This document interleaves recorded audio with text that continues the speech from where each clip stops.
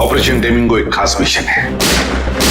इस मिशन में हमारे अंडरकवर कॉप्स गैंगस्टर्स बनकर क्राइम सिंडिकेट्स में, गैंग्स में घुस गए हैं। और ये पैंट तुम्हें कहां से मिली? क्योंकि क्राइम स्पॉट पर मुझे तो ऐसी कोई पैंट नहीं मिली। सीआईडी के बेकसूर ऑफिसर्स मारे जा रहे हैं और आपकी मदद से हम उन्हें बचा सकते हैं।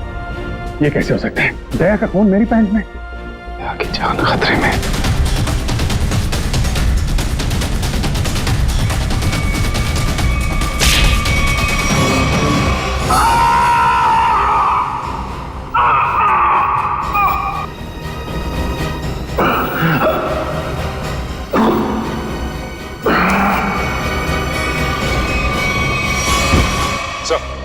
शहर में जितने भी चेक नाके हर जगह पता किया, ना ही एसीपी सर का पता लगा और ना ही दया सर का। एसीपी का तो पता नहीं लगा, लेकिन दया का पता लग गया। पता चल गया? कहाँ है वो? जी, उन्हें कुछ गुंडे उठाकर कहीं कैद करके रखे हुए हैं। उनकी हालत बहुत खराब है। ये डॉक्टर प्रमोद, गुंडे ने जबरदस्ती उठा करके ले गए थे। एक्चुअली दया की पीठ में गोली लगी थी जो गुंडों ने इनसे निकलवाई थी। दया सर को गोली लगी थी? अभी दया कैसा है? खतरे से बाहर है? कुछ कह नहीं सकते। मैंने गोली तो निकाल ली है, पर वहां का माहौल जिस तरह का है, किसी भी मरीज के लिए वो ठीक नहीं है। आपको कुछ तो याद होगा डॉक्टर साहब, कहाँ है उन गुंडों का अड्डा? उन्होंने मेरी आंखों पर पट्टी बांधी हुई थी तो मैं कुछ देख नहीं सका। वहां जाने के बाद तो पट्टी खोली होगी ना? वहां पे देखा होगा उनको? उनके चेहरे याद हैं आपको? जी, चेहरा देखा हुआ है। Very good. पंकज, इसके जाट इसको बुलाओ जल्दी से।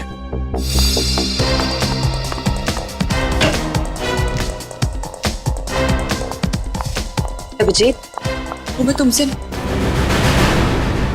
आए। सर, आप यहाँ पे? हाँ, मैं यहाँ पर। अच्छा तारिका, पेट पर जो ब्लड लगा था उसकी डीएनए रिपोर्ट आ गई? हाँ हाँ। तो वही बताने आई होगी ना तुम अभिजीत सर को, या फिर तुमने पहले ही बता दिया होगा? अपने बॉस को, डॉक्टर सालुखे को बताना कतई जरूरी नहीं समझा? नहीं, कोई बात नहीं, हो जाता है, चलो कोई बात नहीं। क्या है उस डीएनए रिपोर्ट में? वो ब्लड सैंपल किसका है तारिका?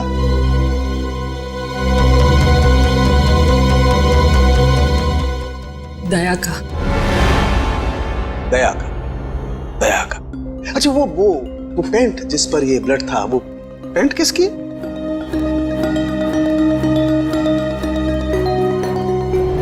ये कैसे हो सकता है? दया का खून मेरी पैंट में। अभिजीत की। अब इतने दूर आए हैं तो ऐसे ही टाइम बेकार थोड़ी जाने दूंगी मैं। वाह बीवी जी वाह, इसे कहते हैं बहती गंगा में हाथ धोना। केतन, बहुत प्यास लगी है, नारियल पानी पीते हैं, चलो ना। केतन। अरे नहीं क्यों? चलो ना प्लीज। केतन, केतन। बाकी शॉपिंग ना किसी और दिन करते हैं, चलो घर चलते हैं। नहीं, मुझे अभी शॉपिंग किसी और दिन। क्यों? समझो ना यार, मेरा पेट खराब है, प्लीज। नहीं अभी समझा करो, मैं कह रही हूँ ना। प्लीज मानो बात। केतन, कहाँ थे तुम केतन? कौन है ये? मुझे क्या पता, मैं इन्हें नहीं जानता। तुम मुझे नहीं जानते? अपनी सिमी को नहीं जानते केतन? देखिए बहन जी, आपको कोई गलतफहमी हो गई है। ये केतन नहीं है, ये मेरे पति जय है।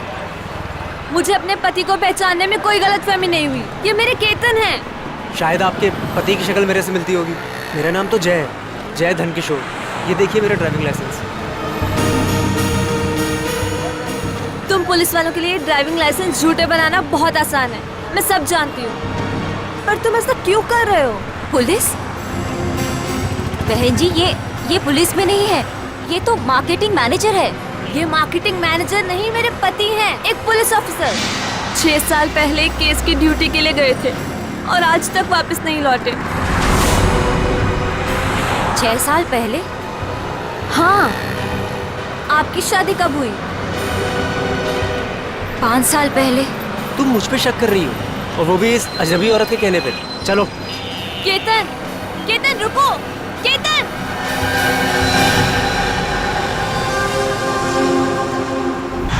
अभिजीत की पैंट पर दया का खून। 3 बार टेस्ट करवाया गया लेकिन नतीजा वही। और इसीलिए तुमने वो पैंट चुपचाप तारिका को दे दी, क्योंकि तुम्हें मालूम था कि उस पैंट पर दया का खून लगा हुआ है। अगर मुझे पता होता कि मेरी पैंट पे दया का खून है तो मैं उसे टेस्ट करने के लिए देता ही क्यों?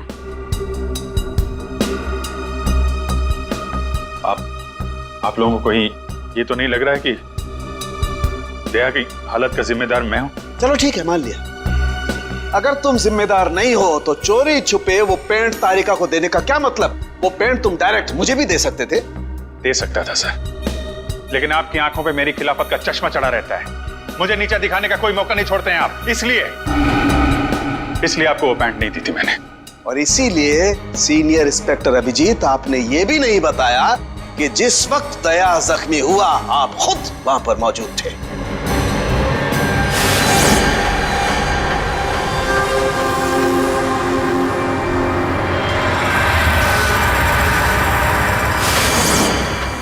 बता देता, अगर मुझे याद होता तो। मुझे अब भी याद नहीं है कि उस रात क्या हुआ था। वो ऐसी आपको याद ही नहीं है कि उस रात क्या हुआ था? सालुंके साहब, हम लोग अभिजीत सर और दया सर की दोस्ती की कस्में खाते हैं और आप उन पे इतने गंदे इल्जाम लगा रहे। हाँ सर, अभिजीत सर अपनी जान दे देंगे लेकिन दया सर पे खरोच नहीं आने देंगे। ओ चलो ठीक है, मान लेता हूं। मैं अपने शब्द वापस लेता हूं। I am sorry. मैं मान लेता हूं कि दया आज जिस हालत में है उसका जिम्मेदार अभिजीत नहीं है, लेकिन मैं ये बात मानने को कतई तैयार नहीं हूं कि जब दया घायल हुआ अभिजीत वहां था तो भी उसे कुछ याद नहीं। कोई तो ऐसी बात होगी जो अभिजीत के दिमाग में घुस गई होगी, कुछ तो। इट्स इम्पॉसिबल, कुछ भी याद नहीं है। डॉक्टर साहब, मेरी दुखती हुई नस पे नमक मत छिड़किए। आप अच्छी तरीके से जानते हैं कि मेरी याददाश्त। जानता हूं अभिजीत, याद दिलाने की कोशिश मत करो। मैं अच्छी तरह से जानता हूं कि जब सीनियर इंस्पेक्टर अभिजीत मुसीबत में होते हैं उनके पास अपने बचाव के लिए बहुत शानदार हथियार होता है, उनकी याददाश्त। प्लीज सालुंके सर, आप अभिजीत की इंटेग्रिटी पे hold on doctor Tarika. Integrity का पाठ आप मुझे मत पढ़ाइए, क्योंकि आपने सीआईडी का सबसे बड़ा नियम तोड़ा है, हम लोगों से इतना इंपॉर्टेंट सुराग छुपाने का। Understand that? इंटीग्रिटी। सर, उस रात की कोई ऐसी बात जो आपको याद हो? कुछ भी?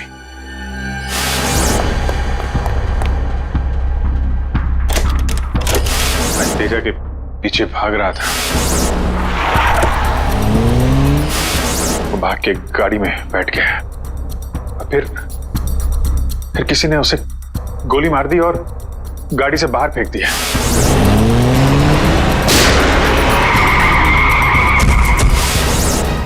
जब मैं भाग के तेजा की लाश के पास पहुंचा तो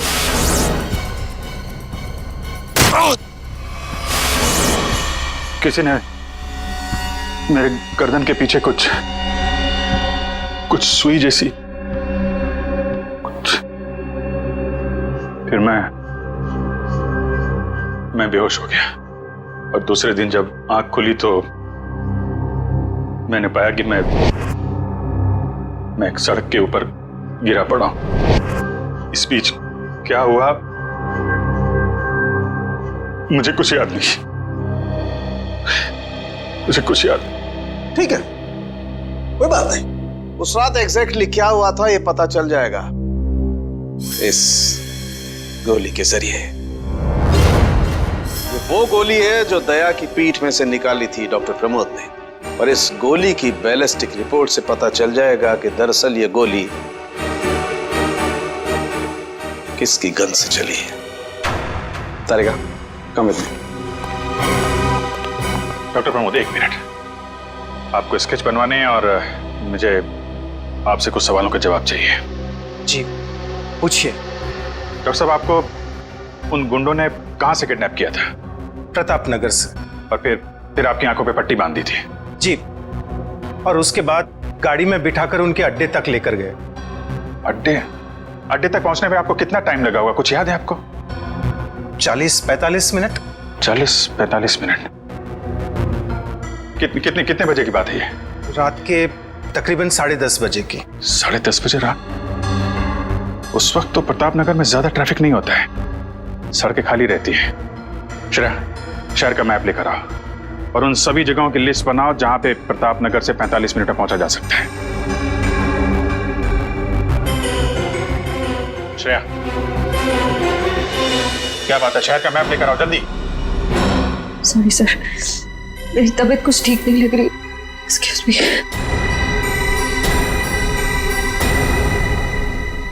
आई कांट बिलीव दिस माया। तुम्हें अपने पति की बात पे विश्वास नहीं है, लेकिन उस अनजान औरत की बात पे पूरा भरोसा है। एक औरत दूसरी औरत की आंखों में झांक कर देख सकती है कि वो सच कह रही है झूठ, और उसकी आंखों में सच्चाई नहीं, उसके आंसू झूठे नहीं थे। माया, उसने 2-4 आंसू क्या बहा दिए, वो सच्ची हो गई, और मुझे रोना नहीं आता तो मैं झूठा हूँ। सच बताओ, बताओ सच की कितनी बीवी है तुम्हारी, और बताओ मुझे जे। अरे मुझसे एक तो समझ नहीं रही, मैं और रख के क्या करूंगा? वो तो आज मेरा नसीब अच्छा था कि मार्केट में तुम्हारी पोल खुल गई, और जिंदगी भर मैं यही सोचती रहती कि तुम मुझसे प्यार करते हो। हाँ माया, ये बात सच है कि मैं सिर्फ तुमसे प्यार करता हूँ। माया, तुम बताते क्यों नहीं हो सच अपने बारे में, अपने अतीत के बारे में कुछ बताते क्यों नहीं हो मुझे?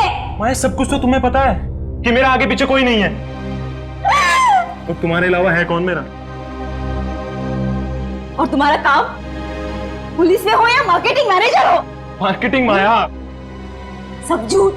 मुझे तुम्हारे ऑफिस जाना है, बस आई डोंट केयर, मुझे तुम्हारे ऑफिस जाना है। ठीक है ठीक है, ऑफिस जाना है, मैं तुम्हें अगले हफ्ते अपने ऑफिस लेके चलूंगा। खुश? क्यों अगले हफ्ते क्यों?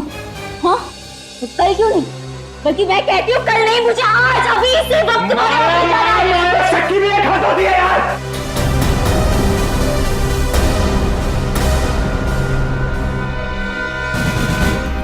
ठीक है मैं I'm sorry मैं तुम्हें ऑफिस लेके चलूंगा। झूठ बोलने की भी हद होती है जय। उसके तरह अब जब तक मुझे सच्चाई नहीं बताओगे तब तक मुझसे बात करने मत आना तुम। माया, लिसन टू मी माया, सुनो माया, माया, माया, open the door Maya.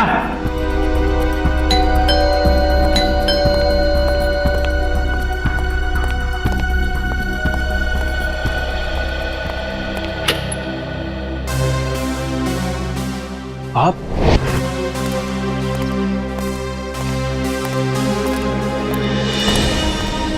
Ketan, mission का काम रोक दो और इसी वक्त चले जाओ यहाँ से। नहीं सर, मैं इस मिशन को अपनी जिंदगी के 6 साल दे चुका हूँ। सर प्लीज सर, आप भी इस मिशन को मत रोकिए। सर मैं इसे पूरा करने के बहुत करीब हूँ। तुम समझते क्यों नहीं हो केतन? तुम्हारी जान को कितना बड़ा खतरा है पता है तुम्हें? और फिर मैं अपने और ऑफिसर की जिंदगी को कुर्बान नहीं कर सकता। 4 बजे मुझे गुलमोहर बस स्टॉप पे मिलो, दैट्स एन ऑर्डर, समझे? Sir please sir please. Sir कुल मिला के 4 ऐसे इलाके हैं जो प्रताप नगर से 45 मिनट की दूरी पे है।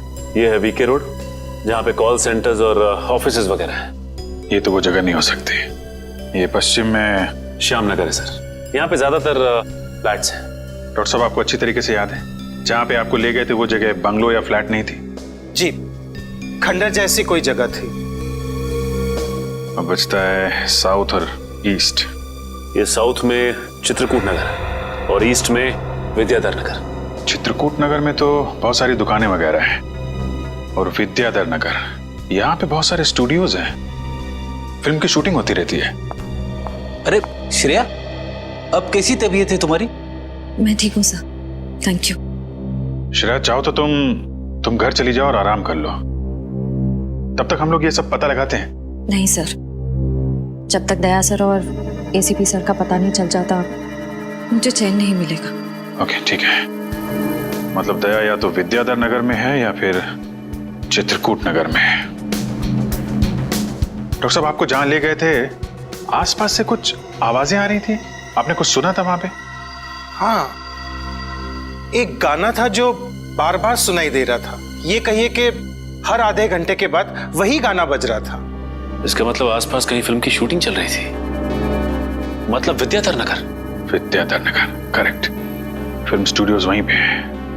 ये पता लगाओ कि विद्याधर नगर में वो कौन सा स्टूडियो है जहां पे इस गाने की शूटिंग हो रही थी।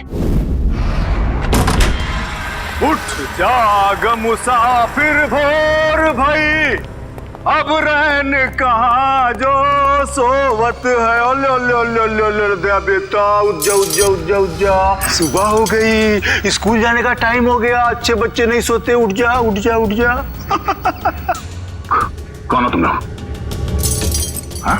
सीआईडी के दुश्मन और मुजरिमों के दोस्त। देखो देखो देखो देखो देखो देखो कैसे तड़प रहा है पिंजरे में बंद शेर की तरह। एक बार जंजीरें खोल दे, फिर देख तुम लोगों का क्या हाल करता हूं मैं। ना ना ना ना ना ना, हमें मरना है क्या शेर से पंगा लेके? अरे हम तो बस इतना बताने आए थे कि तुम्हारे साथ साथ अब तुम्हारी पूरी सीआईडी टीम का सर्वनाश होने वाला है। सर्वनाश। चुप! बहुत देखे तुम जैसे सीआईडी का सर्वनाश करने वाले। आज वो लोग कहाँ हैं किसी को पता नहीं। तुम हमें इतना मूर्ख और कमजोर मत समझो, क्योंकि हमारा बॉस इतना चालाक है कि सीआईडी के पूर्वज भी उस तक पहुंच नहीं पाएंगे। एक बात सुन, अपने बॉस से कह दे कि उल्टी गिनती अब शुरू कर दे। वो नहीं बचेगा, नहीं बचेगा वो। क्या बात है यार, तुम सीआईडी वालों की यही अदा हमें बहुत पसंद है। मौत के मुंह में बैठ के भी डायलॉग मारना नहीं छोड़ते। दया, तुमसे मिलकर बहुत अच्छा लगा। अलविदा।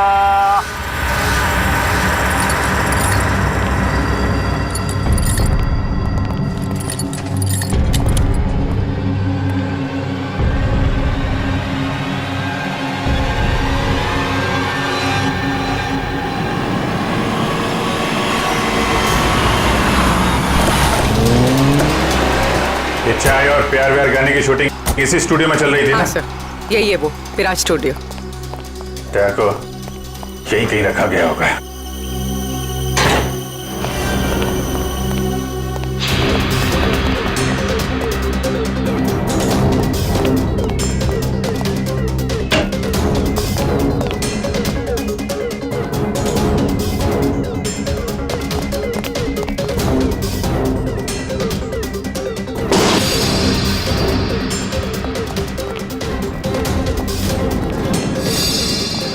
इतना सारा खून?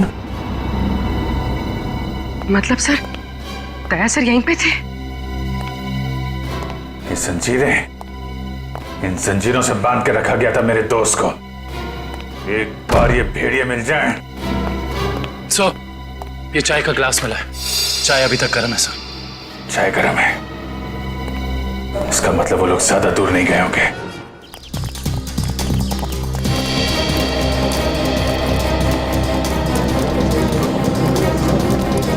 सर, लगता है यहाँ पे कुछ हुआ है।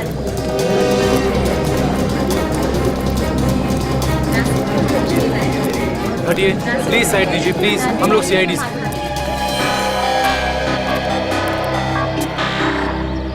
सो देखिए ना, किसी ने ऋतु का कत्ल कर दिया।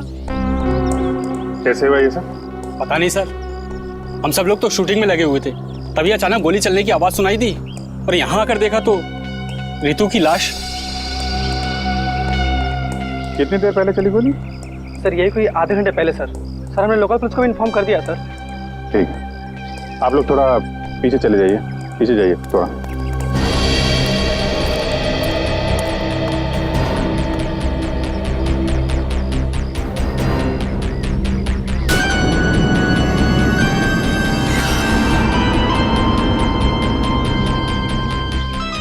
एग्जिट ढूंढ है माथे पे। गोली लगी होगी तो 2-3 सेकंड में बेचारी मर गई होगी। गोली लगी और आर पार। जरा चेक करो आसपास, देखो गोली इस डायरेक्शन में कहीं मिलती है क्या?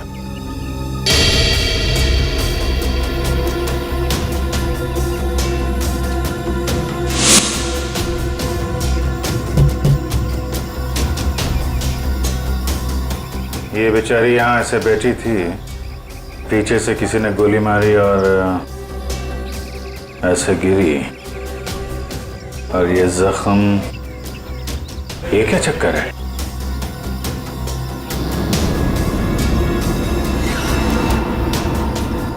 विग पहनी हुई थी इसने।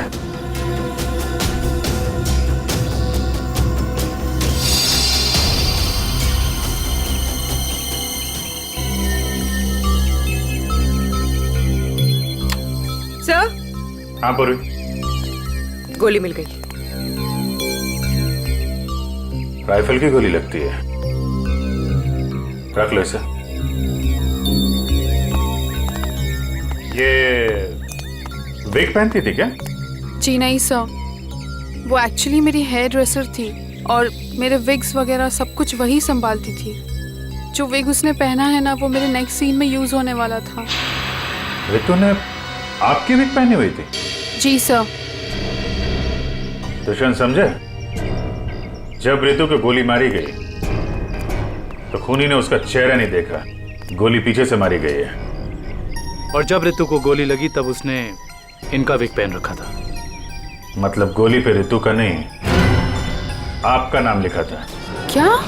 जी हाँ, आपकी जान खतरे में है। ये देखो, 0.338 कैलिबर की गोली है ये, जिससे रितु को मारा गया है, जो सिर्फ स्नाइपर राइफल से चलाई जा सकती है। तो सालुंके साहब, ये इसके सिर पे 2 लाल निशान के हैं। ये लाल निशान एंट्री और एग्जिट वुंड है। रितु की खोपड़ी में गोली यहां से घुसी और यहां से बाहर निकली। ये एग्जिट वुंड एंट्री वुंड से आधा इंच करीब नीचे है, मतलब गोली ऊपर से नीचे की तरफ आई है। जी हाँ, गोली रितु की खोपड़ी में यहां से घुसी और यहां से बाहर निकलकर सीधे वैनिटी वैन के फुटबोर्ड पे जाके अटक गई। और हमारे कैलकुलेशंस के हिसाब से गोली चली है यहां से, ऐसे। गोली लगभग 2-3 मंजिल की ऊंचाई से चलाई गई है। काफी कुछ पता लगा लिया सर आपने। हाँ, रितु के केस में तो मैंने काफी कुछ पता लगा लिया है।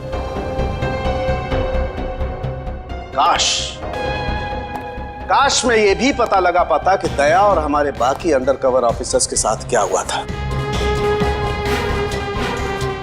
मगर अफसोस, जो व्यक्ति ये बात बता सकता है वो बताना ही नहीं चाहता है।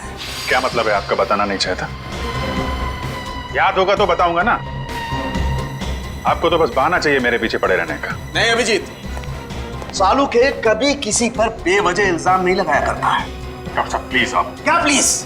प्लीज सर, सालुंके साहब प्लीज, क्या आप फिलहाल हम सिर्फ रितु के केस के बारे में बात कर सकते हैं? रितु के केस में मुझे जितना बताना था मैंने बता दिया है। बस अब मुझे इंतजार है किसी ऐसे सुराग का जिससे ये पता लगाया जा सके कि दया के साथ क्या हुआ था। That's it. देखा, इसीलिए मैंने तुमसे कहा था कि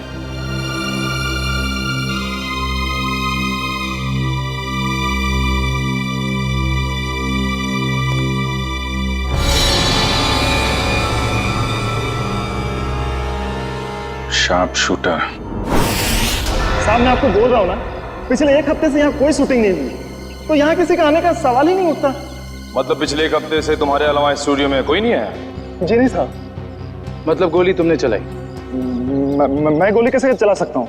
मुझे तो दिवाली के पटाखों से भी डर लगता है। तो फिर ठीक से सोच के बताओ, कोई ना कोई तो गया था दूसरे माले में। हाँ साहब, एक प्लम्बर आया था वो पाइप ठीक करने के लिए। दूसरे माले पे? जी हाँ। चलो जरा ऊपर चलिए।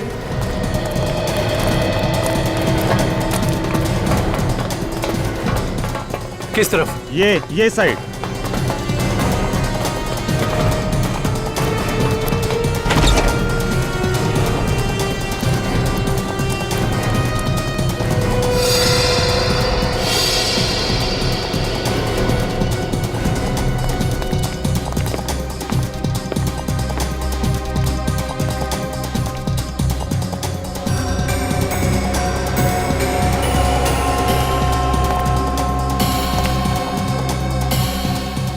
यहां से रितु वहां पे थी और शार्प शूटर ने गोली शायद यहां से चलाई होगी।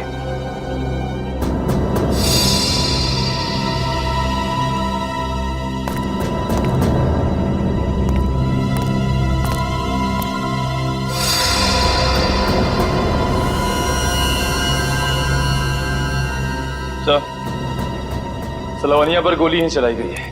गिरा उस गोली का शेल। तुम साहब साहब इसमें मेरा कोई दोस्त नहीं है साहब। साहब प्लीज मेरी शिकायत मत करना साहब, नहीं तो मेरी नौकरी चली जाएगी साहब, प्लीज। फिक्र मत करो। अच्छा ये बताओ कि उस प्लम्बर का चेहरा देखा था तुमने? स्केच बनवा सकते हो? साहब वो क्या है ना कि मुझे बिना चश्मा के ठीक से दिखाई नहीं देता, और वो जिस वक्त आया उस समय मेरा चश्मा कहीं खो गया था और मैं इसी चश्मे को ही ढूंढ रहा था। इस लावण्य का कोई ना कोई दुश्मन तो जरूर है, वरना कोई उसे मारने की कोशिश क्यों करता? इस लावण्य की कुंडली निकाली है सर, इसकी किसी से कोई भी दुश्मनी नहीं थी। हाँ सर, उसकी फिल्में फ्लॉप हो रही थी, तो ऐसा भी नहीं था कि किसी दूसरी हीरोइन ने ईर्ष्या से या जलन से उसे मरवाने की कोशिश की हो। लावण्य ज्यादा अमीर भी नहीं थी, तो पैसों के लिए भी हमला होगा ऐसा लगता नहीं है। सर हो सकता है वाकई में ये गोली ऋतु के लिए चली हो, लावण्य के लिए नहीं। ऋतु के बारे में तुम लोगों ने इन्फॉर्मेशन निकाली है ना? हाँ सर, ऋतु की भी किसी से कोई दुश्मनी नहीं थी। कोई ना कोई तो ऐसी बात है जो हमारी निगाह से छुपी हुई है। लावण्य के बारे में जितने भी आर्टिकल्स वगैरह है ना, इनमें कोई ना कोई ऐसी बात हमें मिलेगी जो उस जानलेवा हमले से जुड़ी हुई है। सर ये 3 दिन पुराना पेपर है, इसमें न्यूज है कि लावण्य का सामान चोरी हुआ था ब्लू ईव रिजॉर्ट से। लावण्य के सामान की चोरी ब्लू ईव रिसॉर्ट?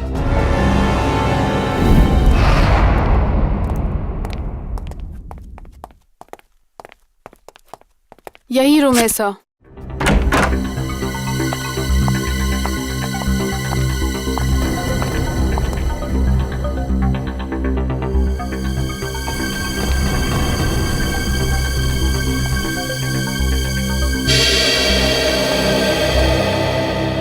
इसी कमरे से आपके सामान की चोरी हुई थी? जी हाँ सर, पर कुछ खास सामान नहीं था, यही कुछ 1,500-2 हजार रुपए और नकली ज्वेलरी। और पुलिस को कोई सुराग नहीं मिला यहाँ से? नहीं सर।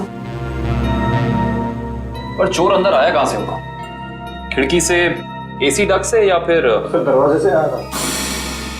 पुलिस के मुताबिक उसने चाबी का इस्तेमाल किया था अंदर आने के लिए। और ये कमरे की चाबी किस किस के पास थी? एक मेरे पास और एक इन लोगों के पास। तो मतलब होटल के किसी अंदर वाले का भी काम हो सकता है? मैडम आप कैसी बातें कर रही है? 15 साल पुराना होटल है हमारा, हमने पूरी ईमानदारी और मेहनत से इसकी गुडविल बनाई है, और हमारे होटल का कोई आदमी ऐसा नहीं कर सकता। या तो ये काम किसी होटल वाले ने किया है, या फिर किसी बाहर वाले ने चाबी चुरा कर उसकी डुप्लीकेट चाबी बनवा ली है। और इन दोनों ही सिचुएशंस में आपका होटल जिम्मेदार है, समझे आप? रहने भी दीजिए ना सर, कहाँ इन छोटे मोटे सामान के लिए आप इन लोगों को परेशान कर रहे हो? लावण्य जी, हम ये पूरी कार्रवाई आपके सामान के लिए नहीं, बल्कि उस आदमी को पकड़ने के लिए कर रहे हैं जिससे आपकी जान को खतरा है। क्योंकि हमें लगता है इस चोरी का संबंध आपके ऊपर हुए जानलेवा हमले से हो सकता है। इसलिए जरा ठीक से याद करके बताइए, और कोई खास सामान या कोई कीमती चीज जो चोरी हुई थी? हाँ, मेरा तो नहीं, मगर मेरी हेयर ड्रेसर ऋतु का सामान चोरी हुआ था, और उसके बाद वो अचानक से उसका मूड खराब हो गया और वो बहुत रो रही थी। ऐसा क्या सामान चोरी हो गया उसका? एक अजीब सा शोपीस था। शोपीस? हाँ, मुझे भी हैरानी हो रही थी कि एक शोपीस के लिए वो इतने आंसू बहा रही है, और मैंने उसे कहा भी कि मैं एक नया शोपीस ला दूंगी उसके लिए, पर शायद वो शोपीस उसके लिए कीमती था। बहुत महंगा शोपीस था क्या? नहीं, ट्रिपोलिया बाजार में जो चाइनीज सामान की दुकान है ना, वहीं से लिया था। होगा कुछ 700-800 रुपए का। ट्रिपोलिया बाजार में चाइनीज सामान की दुकान?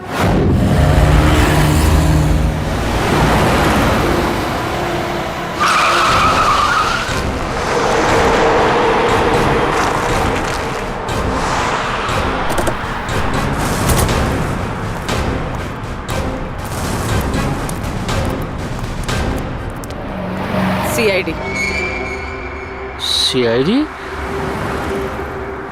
एक खून के सिलसिले में आपसे पूछताछ कर रही हूँ। खून? किसका खून हो गया है? ये ऋतु हैं, फिल्म इंडस्ट्री में हेयर ड्रेसर का काम करती हैं। कुछ याद आया? मैंने तो इसे नहीं देखा कभी। शनिवार को ये आपकी दुकान पे आई थी, इन्होंने एक मूर्ति खरीदी थी, इस जैसी मूर्ति थी। शनिवार को तो मैं छुट्टी पे था। हाँ, सुशांत दुकान संभाल रहा था। क्यों सुशांत, तुमने देखा था इन्हें? हो सकता है यो, शनिवार का दिन बहुत बिजी दिन होता है ना, बहुत से लोग आते हैं। कुछ याद नहीं आ रहा। अच्छा जरा वो मूर्ति दिखाना। वो वाली भी।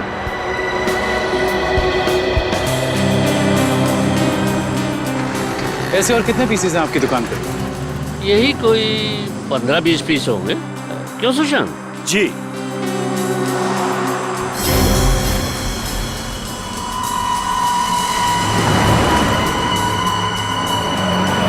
ये इन 2 बॉक्सेस पे ये क्रॉस के निशान क्यों लगे?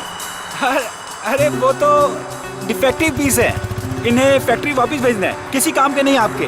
वो अभी पता चल जाएगा। दिखाओ इधर, दिखाओ।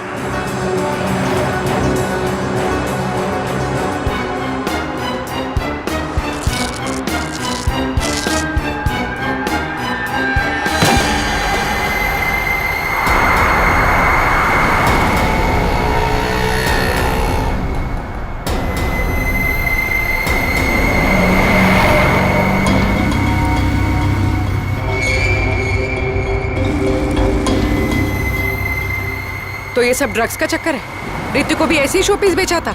सुशांत, तुम मेरी दुकान में ड्रग्स का कारोबार कर रहे थे? बंद करो अपना ये नाटक। चलो अरेस्ट कर लो इन्हें। आइए सर, आपको गलतफहमी हुई है। मैंने कुछ नहीं आइए, किया। चलिए मेरे साथ, आइए आइए, हमें दूर करते हैं। सर, आपको गलतफहमी हुई है।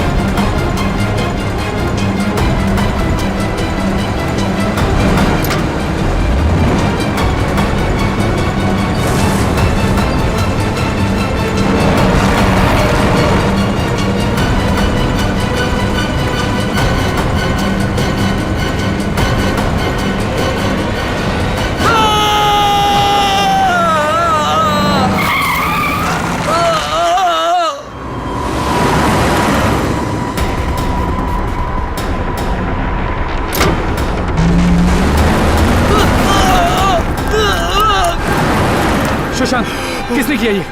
बोलो सुशांत, जवाब दो। हाँ बोलो, बोलो सुशांत, किसने किया ये? सुशांत,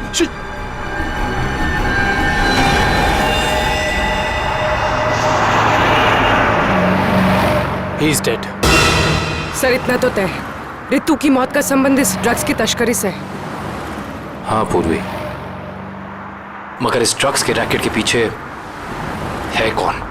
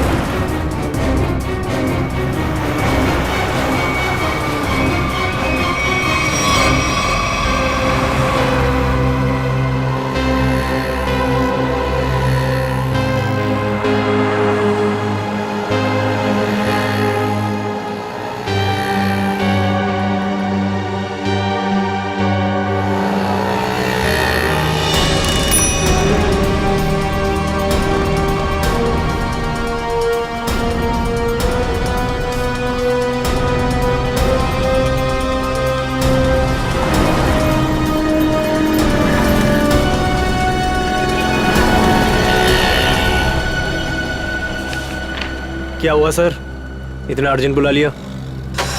जय, तुम्हारी जान को खतरा है। तुम सब लोगों के बारे में किसी को पता चल गया है और वो एक एक करके मारे जा रहा है। ये कैसे हो सकता है सर? आखिर ये खबर खोली किसने? वही तो समझ में नहीं आ रहा है, वही तो पता लगाना है। तुम एक काम करो, इसमें भोपाल की टिकट है और 10,000 रुपये हैं। जल्दी से निकल लो यहां से, जाओ निकल लो जल्दी। जय, जय क्या हुआ? जय, जय,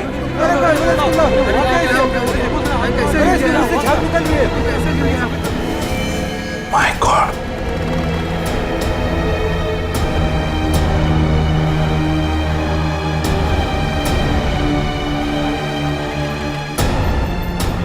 मेरा एक और अंडरकवर कॉप मर गया, एक और सीआईडी ऑफिसर मर गया और मैं उसे बचा नहीं पाया।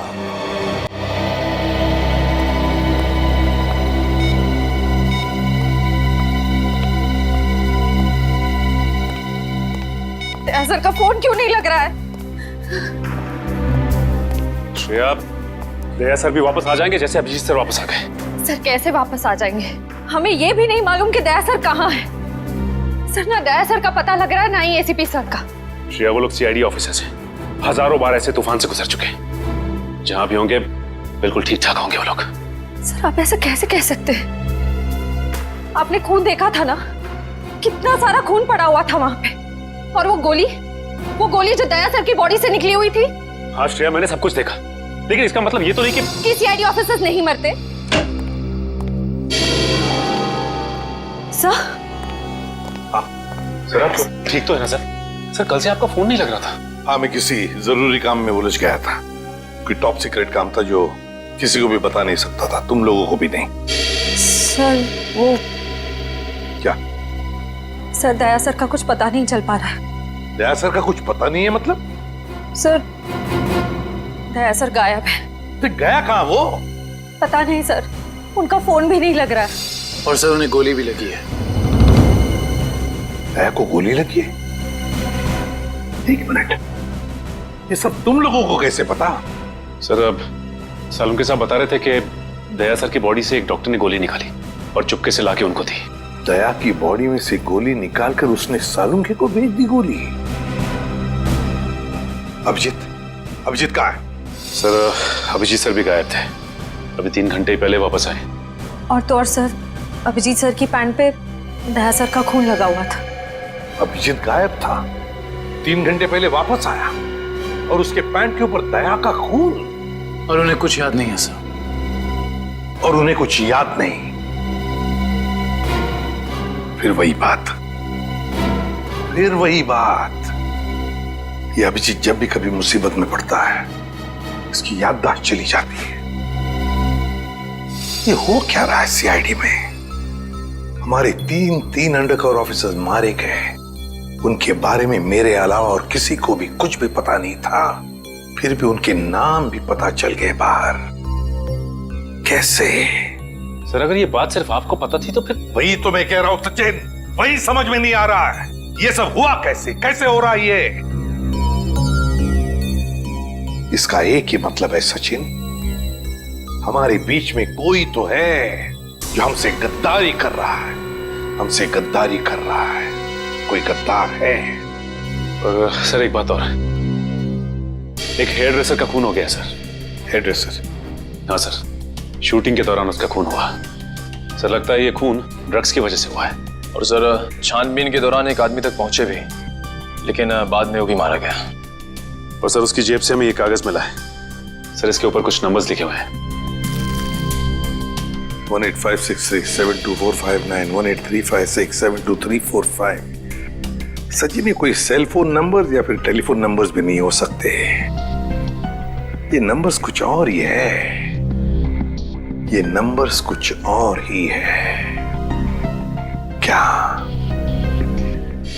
क्या नंबर्स हो सकते हैं ये? आसान। अरे ये लोग तो तुम्हारे साथ हैं। तुम्हारा ऑफिसर तो तुम्हें ढूंढ ढूंढ के परेशान हो रहे। मैं कहां गया था उनको पता है। अब तू बता, ऐसी कौन सी बात है जो तू मुझे फोन पर नहीं बता सकता था? प्रद्युमन, ये बात हम दोनों अकेले में नहीं कर सकते। क्यों? ऐसी क्या बात है जो तू इन सबके सामने नहीं बता सकता?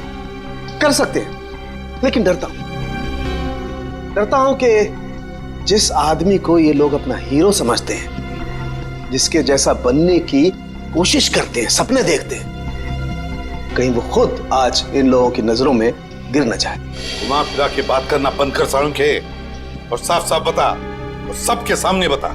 ठीक है, साफ साफ बोलता हूं और इन सब के सामने बोलता हूं, लेकिन जो मैं बताऊंगा उसे सुन करके ये मत सोचना कि मैं किसी से बदला ले रहा हूं या किसी के साथ दुश्मनी निकाल रहा हूं। क्राइम स्पॉट की बैलिस्टिक रिपोर्ट आ गई है। क्या लिखा है रिपोर्ट में? पहली गोली चली कल्लू पर, अभिजीत की गन से। हमारे अंडरकवर कॉप पर? जी हाँ, और इतना ही नहीं, दूसरी गोली लगी भीखू को, दया की गन से। नहीं, ऐसा नहीं हो सकता।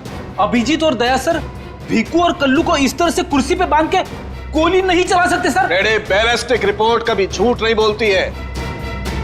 और सबसे इंपॉर्टेंट रिपोर्ट, वो रिपोर्ट जिसकी वजह से मैं इन लोगों को बाहर जाने के लिए कह रहा था।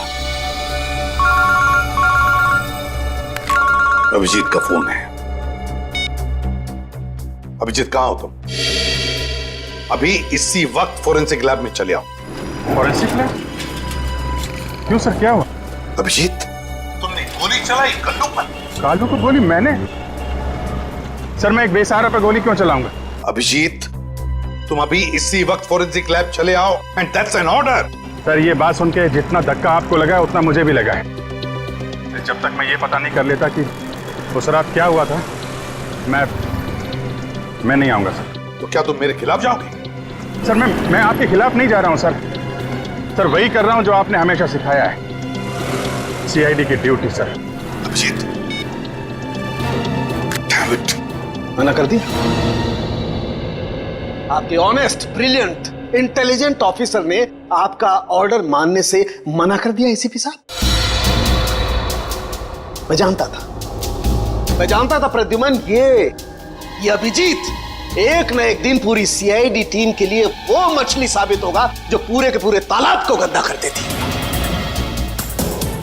इस अभिजीत की वजह से पूरी की पूरी सीआईडी टीम बदनाम हो रही है। कलंक है ये अभिजीत, सीआईडी टीम पर एक बहुत बड़ा धब्बा है, कलंक। बस कीजिए सर, बस कीजिए।